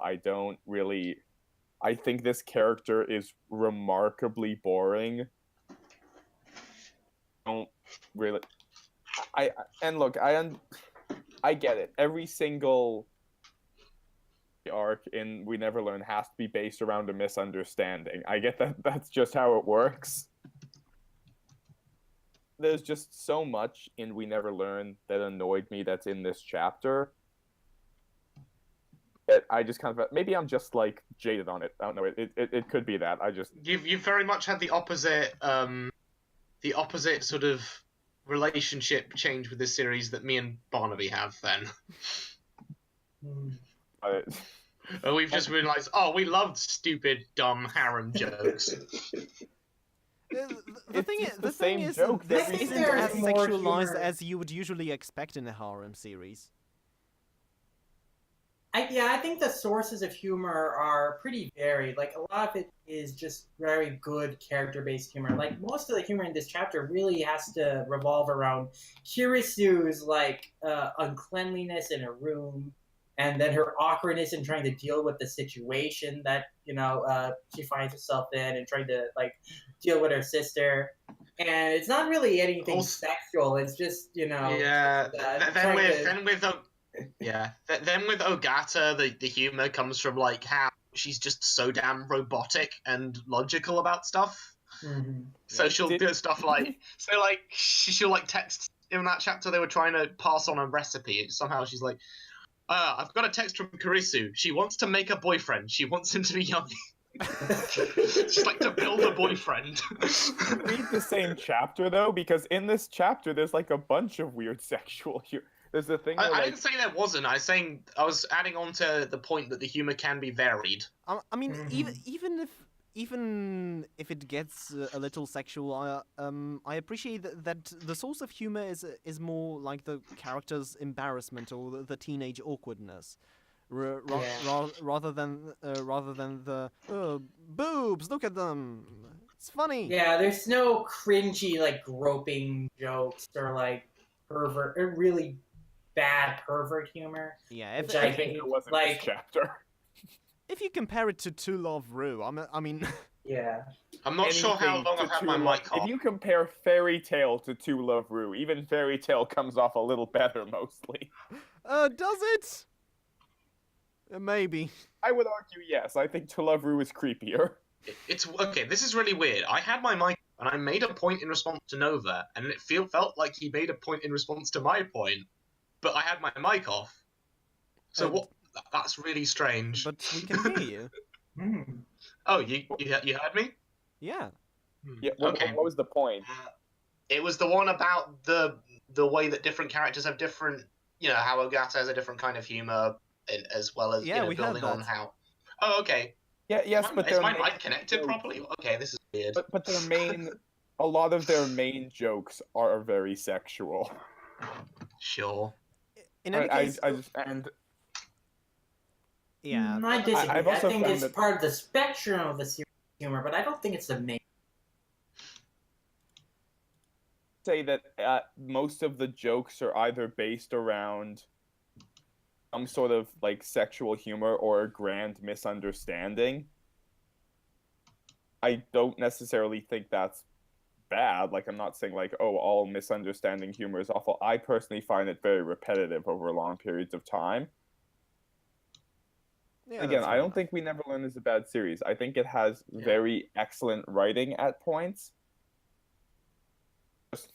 Bothers me when it feels. I will say, if I hadn't been keeping up with it weekly, I'm not sure I'd like binge through it per se. It's the kind of thing that I really enjoy in weekly chunks, but I don't know if I'd commit to it long term if I wasn't caught up. Okay, guys, we've passed the hour and a half points, so maybe we should move over to Dr. Stone. Dr. Stone. Yes. Dr. Stone. So thanks to Senku, Ruri will always sound like a goat to me. He just says that her breathing sounds like the bleating of a goat. And now I read her lines like a goat would. That shot where he's behind her and like putting the cup up to her back, she looks so strange. Yeah, that was weirdly. Now that was like a weirdly sexual kind of thing there, unintentionally, kind of like last week with the scene of Rory like drinking the panacea at the end. Could you really say that it's unintentional? It's very intentional. Yeah. I mean, last week I don't know if that was unintentional. I think it was, but it just came across very strangely. I mean, it's Boichi. Come on, it's Boichi. Yeah. I think, yeah. I picture all of the art, like the talks for this series in the editor's room, just being like, okay, so this is what I'm going to do, and this is what I'm going to do in this chapter. Is that okay? And Boichi like, all right, the centerfold. Can I put this image in somewhere?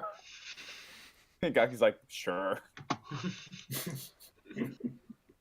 I do love this chapter though. I love that Senku emphasized how important Ruri's water was in.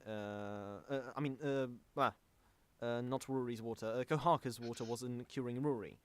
Gotta make sure everyone stays important, and Dr. Stone is really good at it. And we also have the reveal that Senku's name is Ishigami, which means Stone God, which means Dr. Stone.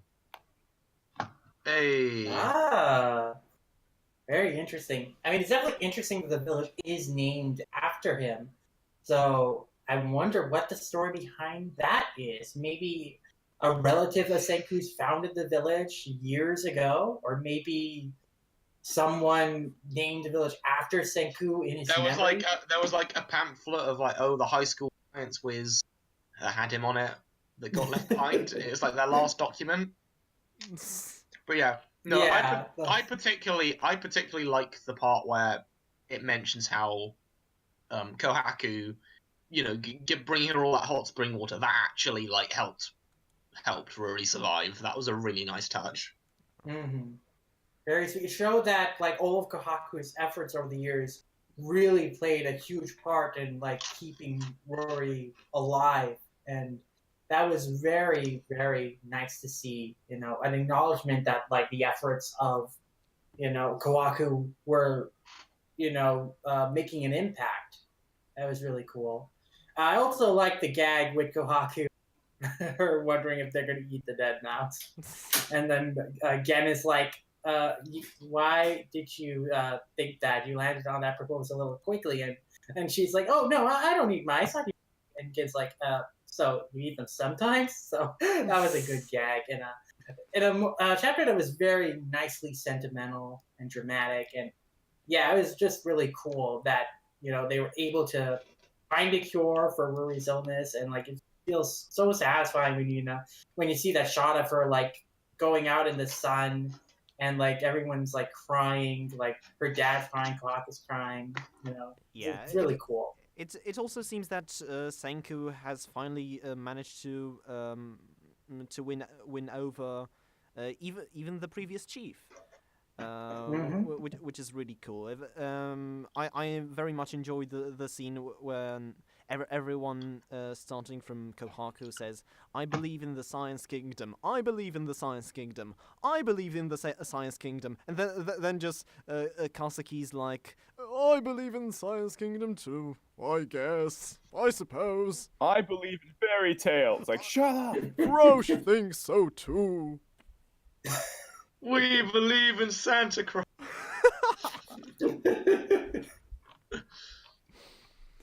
Oh, yeah.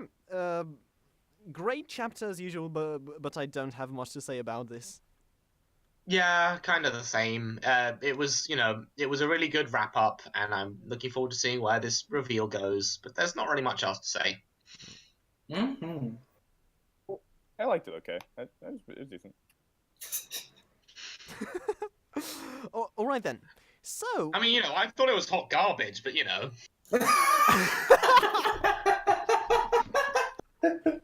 It said Kohaku brought the water. When has that been brought up except for every single time? Bullshit, I tell you, bullshit. Oh yeah. So I think before we get into the one, I don't know, Sid, do you follow either of the monthlies? Oh yeah, I do. I read everything in Jump, so okay. I read Blue Exorcist. It's a wrap. Nice, because I follow everything except Robot X Laserbeam pretty much. I don't really have much to say on Seraph, but Blue Exorcist has recently suddenly veered into doing the Sasuke retrieval arc. Kinda, yeah. I mean, Kyo has kind of gone in that direction. Like, you know what? I'm going to go to the dark side in pursuit of more power. I reject your attempts to reach out to me. I just want to, become more powerful. I hate you. I mean, I think really with don't Yukio, like Yukio. I like Yukio because of his. I like the character development, like how Yukio has gotten to this point, a lot better than I did Sasuke actually. I mean, I feel like he's being a very pig-headed, like very like unreasonable, but I can see why he feels that way, like his like crisis of identity and how that has led him to like feel like this. I think the problem I have with it is that it's been stretched out for so long, and it's felt like he's come to a resolution with it multiple times, which is an issue I have with a lot of the character development in Blue Exorcist. Like, it's felt like he had this moment of, okay, I have this problem with with the Satan's powers popping up, but I'm still going to deal with it, and then he just doesn't, and the problem, sort of the cycle repeats, and now suddenly he's just abandoning all his friends for seemingly quite shallow reasons. Yeah, I've always hated it. It's actually why I have trouble reading Blue Exorcist, is I really, really don't like Yukio, and I didn't like that the fact that the series was never acknowledging the fact that this is a really... Like, it felt like a lot of the time when negative things happened in Blue Exorcist, the series would always take Yukio's side, like what a flawed character this is, and funny that, like, I mean, it's tragic because all the characters are really sad about it, but it is a little bit funny that the red-headed guy just fucks them over like a third time. I love Shima. I love how he constantly is double-crossing them, but they can't do anything about it because, like, gosh darn, we knew this was gonna happen, but we couldn't do anything to stop him. God damn it.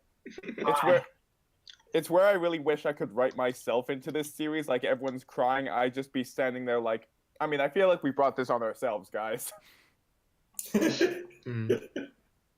All right, and then I think that kind of wraps up all my thoughts on where it is right now. Yeah. Oh, I didn't read it, so I think it was bloody rubbish. Oh, I thought that was hardcore. Which chapter? Everything's hot garbage. I had a stroke, but everything is hot garbage to me. Which chapter of Blue Exorcist was it, though? Because I have to put it in... 97. We're approaching 100 chapters. 97, gotcha. Okay, so... You guys don't understand, is in Canada, we love hot garbage, because it keeps us warm in the winter, so we love it. We used to have winter too, but now we have winter in May, for some reason. Bloody climate change. So, yeah. Sid, here's another manga you can help me with, since no one else usually wants to talk about it. Shall we talk Robot X Laserbeam? Yeah, let's. Robot X Laserbeam OTP. So chapter 39. Last day of the Dies Unopened, part 5.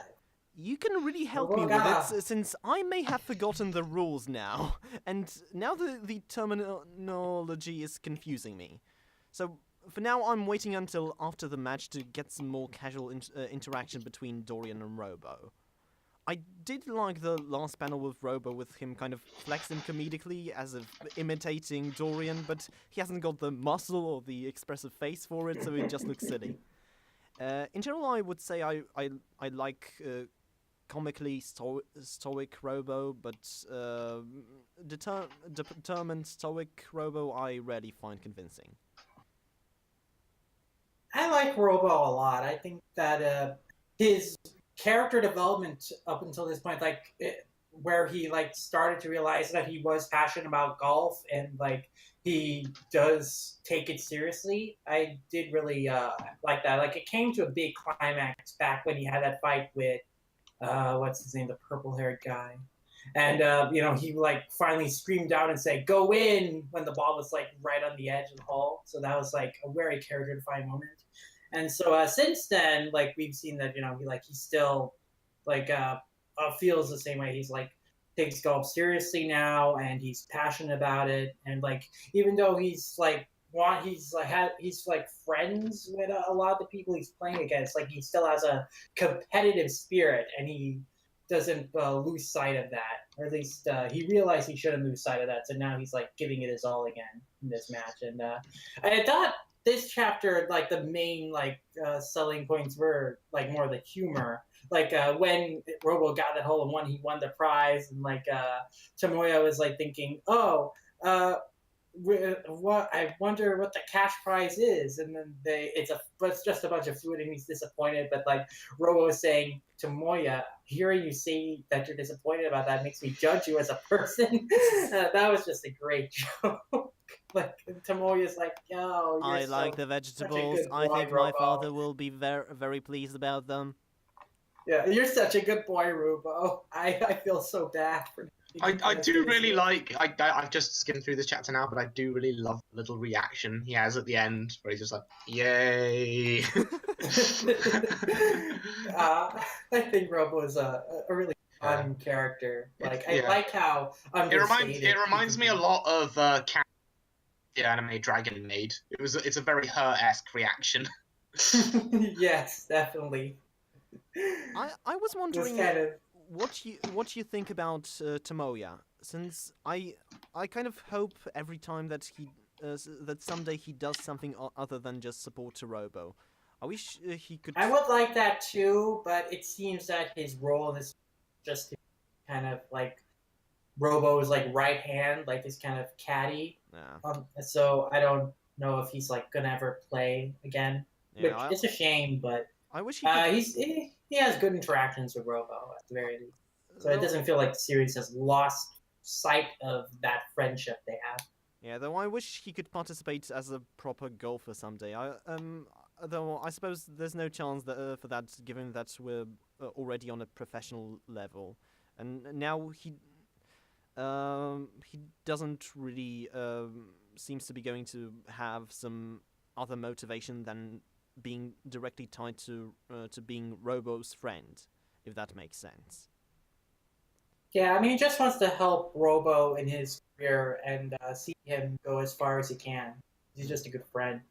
Like, he doesn't have his own ambitions beyond that, which is kind of a shame. But he doesn't he doesn't have his own life.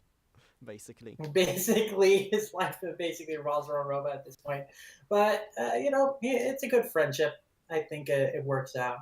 Yeah, this was very much why I was so disappointed by the 3-year time skip that we got on chapter 30.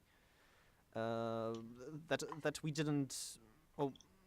That we kind of wasted all these characters that are now just on the sidelines, just cheering for Robo at this point. Yeah, I feel like a lot of the characters just pushed aside, and it's a shame not to see more of them, especially the big four in the high school team.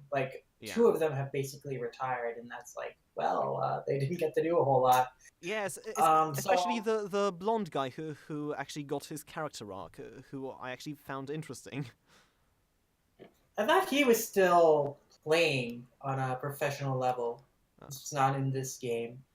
But the captain, I think, of that team retired, and wow, they really made great use of all those guys. I definitely think I feel mixed feelings about that time skip, because I would have liked to see all those characters develop and see more of that journey. But at the same time, the high school sports tournament format has been overdone a lot. And so it's not necessarily a bad change of pace to go right for the professional level setting, because that is something that a lot of shonen sports series don't get to even. So I appreciate that. It does help make Robot Laser feel a little more distinct as a sports series outside of the game they're playing. But yeah, it's just the fact that so many characters had to fall by the wayside because of that, which is so the biggest too. Disappointment of that. And it's so early, yeah. Not even a year in, half a year in. Oh, yeah. Yeah, I like Robot Laserbeam, I like Robo a lot as a character for being someone who is not overtly emotional and still has problems figuring out his own emotions, but working through them and showing his passion. And I played golf for over a decade of my life, over half my life, since I was a very young child. So I feel very connected to the series in that passion for the game. Oh, okay. So yeah. Oh, it's nice that you can enjoy such a manga on a personal level. I kind of feel a similar way when. And in a way, the opposite when I keep correcting you, Iga. No, that is not how you teach language!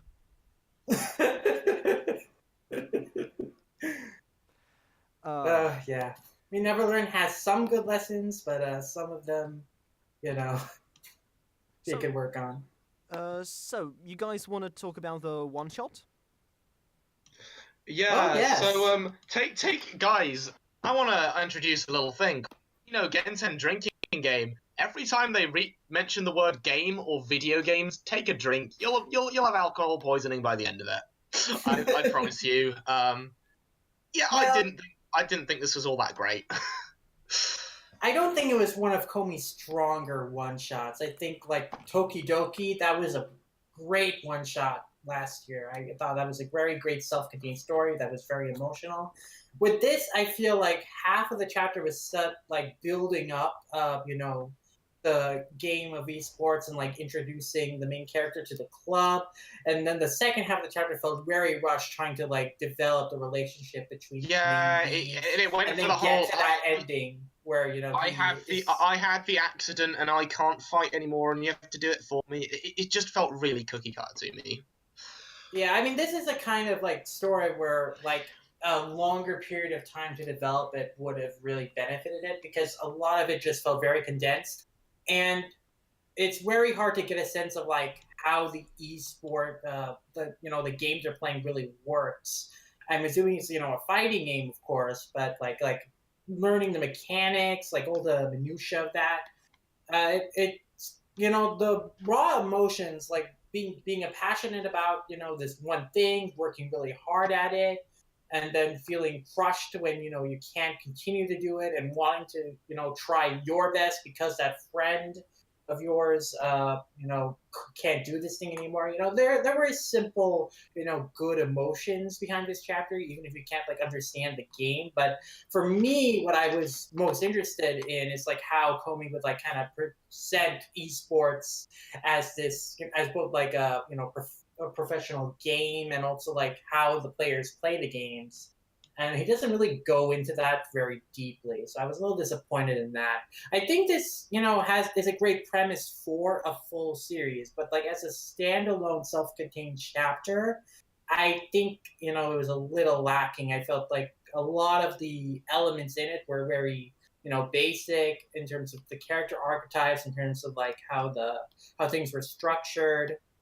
I mean, there's a lot of good ideas to it, but Comey could only do so much within this chapter, and so not a whole lot stood out because it had to rush towards getting to that ending. Yeah. I think my favorite part was when the main heroine was, giving her backstory about like why she fell in love with, competitive gaming, when she was a kid and she went to a gaming competition and she saw how seriously people took it, and how like the players who won and lost on both ends were crying and showing so much enthusiasm. And like she knew then that like games are something people took seriously, and they all gave it their all, and like that's why it resonated with her. So I thought that was like a good character backstory, like motivation thing. But I just feel like the where it ended up, just as a whole, it didn't like fully reach the same level of emotional impact that something like Tokidoki did last year, which we had that like slow build up about that heroine's condition, and we got that big twist reveal at the end that the main character had the same thing, and he was like sacrificing like his own time left to help her, and it was like this big emotional thing. And that's the same. And with this, like, I just didn't feel like that big emotional surge at the end. Even though, it's a sweet moment. The pace wasn't quite there, and yeah, it just didn't hit the impact. Yeah. I was actually a bit surprised because it does feel a bit like a sport, like it's esports, so it feels like a sports manga. And I was so surprised how for all the talk of, you know, how exciting esports can be and how, you know, impactful it can be, how none of that was portrayed in the art at all.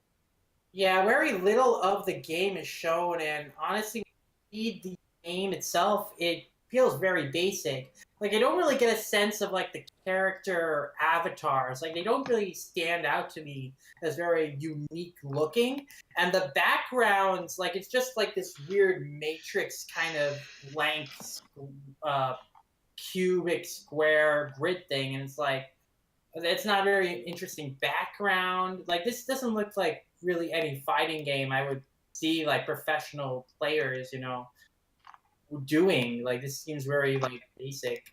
It's not so. I really wish like Camie had like really fully envisioned like how this fighting game would look, like what aesthetically, what made it unique, and why people want to play this game. And again, like as a competitive gaming manga, it also needed to go into like the minutia of like what the fighting mechanics were, and and all of those kind of details to like give us a sense of why this is like such an interesting and difficult game to like master, and why there's like a competitive circle around it. And like Camie didn't really do that, so it's kind of hard to like really get a sense of the skill level of these players. Now, I mean, of course, this is a one shot, so we can only do so much. So we focused on like the core emotional story, and not like all the fighting, the real minutia of the other stuff. But I feel that was really lacking in a premise that is about competitive gaming. We don't really get to know much about the competitive gaming scene and like the mechanics of how it worked. Well, at least the character of avatars aren't Mr. Poopyhead and Mr. Harmful. Yes, thank God. We're not that. And with him like going home and shit talking all of the other players on Twitter. I mean, from the post, I really thought. Wait, is that cross account? Oh no. Okay. Oh no. The chapter was just more of a disappointment to me. Wait, hold on. I just checked my anime list. I don't have cross account dropped and have it on hold. Why? Okay, I'm gonna fix this. Oh, and he might start shit talking people on Instagram too. That's what's gonna turn the series around. Oh no! No! Oh God, that series is so bad. Okay, so that was. I've seen people try to defend it. Everyone's entitled to their opinion. I can't do that, Monk. I haven't kept up with it at all. I'm just like forced it out of my life. If it were to be brought back into Jump, which it's probably not because it's doing terribly in the rankings. It's gotten cancelled. It's really? Next week, I believe. Yeah. Good if riddance. it had been added back in, then I'd have probably kept up with it just to see what could it do next. I don't remember if I even managed to read the chapter, but even though I still remember very well your recount of it, so yeah. Still, I hope I can read Inogenten Starting Point 1 someday when when and some form of availability is made to you. Yeah, that's right. But for now, is that anything we wanted to say about this chapter, or? All I'll say is, while I was disappointed with this one-shot, I do think this has great potential for a series, and I would like to see Camie go back and try to refine the concept a little more, and then try to pitch it as a serialization, because I do think like it has potential. I do think he could write a very compelling story. It's just that there were a lot of elements missing in this one-shot that he could improve on. Yeah. Yeah, and unless I'm mistaken, a lot of one-shots do actually get serialized, don't they? Mm-hmm. These are basically like pilots, and then they get. That's what happened with One Piece and Food Wars, and I think Hero Acca as well. Yeah. Though the Hero Acca one shot was incredibly different from what the series ended up being. I remember. I read that before I read the series, and I was a bit worried. I'm like, oh, is this what it's going to be like? And then the series is drastically different. Yeah. Yeah, I think I have the original designs right here. I don't know if I can show it to the screen. Yeah, here they are. You can't obviously see them, but the people on Twitch. Middle-aged salaryman Midoriya. Yeah. In the right here, I can see Midoriya was originally named Yamikumo. Uraraka was named Yu, and then here's just All Might. That's just called Superhero. For some reason. My favorite superhero. Superhero. Oh god. So that is full evolved version of that guy who wrote Fairy Tail. Someone pointed out to me that it's quite funny how okay, this is what it's like being Izuku Midoriya. Imagine you're the biggest fan ever of Robert Downey Jr. Then suddenly Robert Downey Jr. comes along and makes you like his protege. But you're still the biggest fan of Robert Downey Jr.? So, that's just your life. It'll be really weird. I did love Spider-Man Homecoming. So, that is gonna do it for this week of Stammer Stream. Thank you for watching, either on my YouTube channel or live at twitch.tv/Wensleydale Cheddar. We usually try to record on Saturdays at 10 AM Eastern Standard Time, 3 PM GMT and 4 PM GMT+1. Although every few weeks we may move to Monday to let Grail in on the action. You can follow me on Twitter at WednesdayCheddar for updates on the stream on Penganto, Will Triggered, Friendly Faces Everywhere, many other projects. Follow Milo at HovinwithanH for anime waifus, Cabal Hijinks, Cabalcast, which is definitely coming, guys, still. And Trial by Guilty Crown, a podcast he does with Caster. You can find it on YouTube in the description below. Yeah, a new episode is in the works, as well as a certain something else we've recorded. Okay, do you want to reveal it, or do you want to leave it a surprise? I'll leave it a surprise. Okay then. Follow Grail at Nuclear Android for gaming tweets, World Conquest complaining about his job. Follow Dr. Nova at Jonah Left Snow for the Danganronpa podcast, which you can now see on the Team ODAR main channel. And last but not least, follow our special guest, Sid, at LumRanmaYasha, as well as at Manga_Mavericks for his own show he does with Colton the Sniper King. Recently, they've released their Best of 2017 podcast, so you can so be sure to listen to it, and you can also listen to them on the YouTube channel at youtube.com/c/Manga Mavericks. Yes, and we also recently released our Sket Dance retrospective, which we've been wanting to record for months now, and we're really happy that we were finally able to put it out. It's over 2.5 hours talking about all the strengths of Sket Dance, and I think it turned out really well. And I hope you look forward to our next episode after that, where we'll be talking about Astra Lost in Space to continue off our discussion of Kenta Shinohara's works. And we're going to have a very special guest on that episode, Marlene First, editor of Astra Lost in Space for Viz Media. So we're very excited to have her on, and I think it's going to be a great discussion. So look forward to that. Nice. I'm not jealous about that at all. As I'm not jealous of the fact that you have a custom URL. Not at all. I'm not jealous that you've got 114 subscribers. We recently hit. I'm not jealous that you had my Twitter best friend on before us. We recently hit 69 subs, and as we've established before in the Promised Neverland recap, 69 is a much better number than 114. Sure. But hey, you'll get there eventually. It took us quite a while, but we are really growing, and I'm really excited about that, and I think you guys will grow too. Oh, well, we will. We will meet you at the summit. But yeah. Thanks very much, Sid, and thank you for appearing on the show. We'd be glad to have you again sometime. Yeah, anytime. I love talking about Shonen.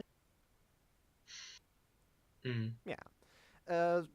And also, a thing we did with Jonah. So we recently released a stream we did back in August, I think. So we played Pokemon Brick Bronze, and it's certainly an interesting game. Jonah, how would you describe it? Not sure. So essentially, we're a Slender Man wandering through a Minecraft world filled with random Pokemon with a giant brick around our neck. So it's pretty awesome. And our parents got kidnapped. Yeah, well, I mean that's just always gonna happen. So I think, you know, if you'll watch our episode, you might find some laughs. You might find some moments where you're like, you know what? I'm feeling something. When did that brick swing around my neck become a character that I held against so dear? And I think on this emotional journey with us as soon as I finish editing the episode, which how long that's going to take because I need to find time because I'm currently trying to get into a different college right now. Oh. So. Oh, good luck. Yeah, best of luck with that. Okay then. So, once again, cheers for watching, and we will see you next week. Take care! Sayonara!